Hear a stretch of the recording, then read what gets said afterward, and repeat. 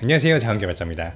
이전 영상에 웹디자인과 개발을 외주로 맡겼다가 망했다라는 이야기를 했었잖아요. 그러면서 역시 여러 가지를 잘한다는 사람은 하나도 못하는 거야. 너무 저렴하게만 하려고 했다가 망했다 라고 생각을 하고 있었습니다. 다시 200만 원의 예산을 생각하고 디자이너와 개발자를 찾기 시작했는데요. 간단한 랜딩페이지 디자인도 괜찮아 보이는 곳은 국내에서 70에서 100만 원 정도는 줘야 할 것 같더라고요. 포트폴리오도 파이버에서 보는 포트폴리오보다 그렇게 나아 보이지는 않았습니다. 언제나 극한의 가성비를 추구하는 저는 괴로워하다가 다시 한번 파이버를 통해서 디자이너를 찾아 일을 맡겨봤습니다. 가격은 35만원, 가격도 반값이니 실패해도 그냥 시도해본 셈 치자 라고 생각을 했어요. 그리고 5일 정도가 지나자 디자인 결과물이 나왔습니다. 디자인은 역시 엉망이었습니다. 쓰기 어려울 정도로요. 인간의 욕심은 끝이 없고 똑같은 실수를 반복하였습니다. 거의 다 완성했다고 피드백을 달라고 연락이 왔는데 정말 한숨이 나오는 거예요. 어디부터 고쳐야 할지도 모르겠고 답답해서 디자이너 친구 하나랑 사업하는 친구 하나를 붙잡고 하소연을 하기 시작했습니다. 이런 결과물을 내주었다고, 총체적 난국이라서 어디부터 손을 대야 될지 모르겠다고 이야기를 했더니 제가 무엇을 원하는지 의도와 레퍼런스를 확인하더니 디자인의 문제점을 하나씩 조목조목 이야기를 하기 시작했어요. 저는 디자인을 잘 몰라서 뭔지는 모르겠지만 이건 아닌 것 같다라고 느낄 수 있지만 어떤 게 문제고 어떻게 해야 개선할 수 있는지 좋은 피드백을 줄 수 있는 수준은 아니었던 거예요. 전문가가 리뷰를 해주니 문제와 해결책이 보였습니다. 웹페이지 전체가 조잡해 보였던 것은 잘못된 컬러 선택과 액센트 컬러의 남용이 문제였고, 심플하지 못한 디자인은 복잡한 그래픽 요소와 일관성 없는 구성 때문이었습니다. 잘못된 스톡 이미지 사용은 설득력을 떨어뜨렸고요. 한 친구는 기대하지 말고 버리라는 말을 했지만 개선해야 할 요소를 정리해서 7장에 달하는 슬라이드를 만들어서 전달을 했습니다. 살려야 한다는 마음으로 급하게 인공호흡을 시작한 것이죠. 그리고 그 다음날 하루 만에 결과물이 돌아왔습니다. 다른 색상 시한 3종류와 함께요. 제 눈에는 꽤 괜찮아졌다고 생각이 들었고 피드백을 주었던 친구들에게도 보여줬는데 더 이상 추가 피드백이 없을 정도로 괜찮아졌다라는 이야기를 들었습니다. 왜 처음부터 이렇게 안 했대? 라는 말과 함께요. 피드백을 너무 열심히 줘서 열심히 하기 싫었는데 어쩔 수 없이 열심히 했을 수도 있지만 결과물을 받아보는 제게는 정말 못 쓸 정도라서 버릴까 생각했던 것이 살아서 돌아왔으니까 정말 감사한 노릇이죠. 이 디자이너에게 고맙다는 말과 함께 모바일 웹 디자인도 추가로 맡기게 되었습니다.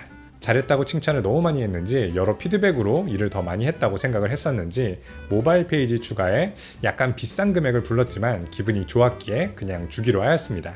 감사의 표시는 돈으로 하는 게 맞겠죠. 크게 개선된 디자인에 만족하면서도 더 많은 것을 생각해보게 되었습니다. 운동을 할 때에도 옆에서 조금만 더 하라고 응원을 해주면 자신의 한계를 넘기기도 하잖아요. 주변의 도움과 피드백은 내 능력을 넘어서 더 발전할 수 있는 계기를 만드는 것 같아요. 저도 일을 혼자서 자주 하는데 무언가를 혼자서 하면 혼자만의 망상으로 이상한 것을 만들거나 좋은 피드백이 없어서 더 나아가지 못하는 경우가 꽤 있었습니다. 그런데 누군가 옆에서 지켜봐주고 아주 조금만 도와줘도 일을 훨씬 더 잘할 수 있다는 것을 깨닫게 되었어요. 그래서 저는 혼자 일할 때도 완전히 혼자 일하지 않고 누군가를 꼭 참여시킵니다. 예를 들어 지금 유튜브를 할 때에도 전담으로 피드백을 주는 친구가 있고 단톡방을 만들기도 해서 구독자의 이야기를 듣고 응원을 받기도 하는 것처럼요. 개발이나 사업도 비슷한 것 같아요. 경력자 선배가 대신 뭘 만들어주는 게 아니라 살짝 조언만 해주었는데 큰 도움과 깨달음으로 다가올 때가 있습니다. 회사에서 만난 사람들이지만 이렇게 꼭 일로만 엮이는 게 아니라 진실한 도움을 받을 수 있는 동료를 얻을 수 있다면 성장에 큰 도움이 될 거예요. 선배들을 다 꼰대라고 생각하지 말고 이런 도움을 줄 수 있는 사람으로 여기고 관계를 만들어 나가면 좋을 것 같습니다. 이 영상의 제목은 조금만 도와주면 누구나 잘할 수 있다지만 이 말이 적용 안 되는 2가지 경우가 있습니다. 첫 번째는 말을 해도 들어먹지 않는 경우입니다. 도움을 주려고 해도 도움을 받는 사람이 원하지 않으면 의미가 없겠죠. 조언을 따르지도 않고 조언을 해줘도 좋은 말을 못 들을 것 같으면 도와줄 필요가 없는 것 같아요. 예전에 명망 있는 한 VC와 이야기를 했을 때 이렇게 말씀을 하시더라고요. 도움을 받고 잘 따르는 친구만 골라서 조언을 해줘도 시간이 모자르다. 조언을 안 들으면 그냥 포기를 하는데 포기했던 친구들이 어렵게 혼자 깨닫고 다시 조언을 해달라는 경우가 꽤 많다. 가족도 아니고 요즘 사회에서는 싫다는 사람 멱살을 잡고 캐리해주는 그런 경우는 잘 없는 것 같아요. 두 번째는 아직 더 많은 경험이 필요한 경우입니다. 어느 정도 내공이 쌓여야지 깨달음을 얻을 수 있죠. 덧셈 뺄셈을 하고 있는 사람이 미적분을 가르쳐 달라고 하면 쉽지 않습니다. 스스로만의 시간과 노력도 필요합니다. 그래서 도움을 줄 수 있는 선배가 옆에 있다고 언제나 깨달음을 얻는 것도 아니고, 도움을 주는 사람이 당장 없다 하여도 그동안 내공이 쌓이면 그 경험을 바탕으로 기회가 있을 때 크게 성장할 수 있다고도 생각을 합니다.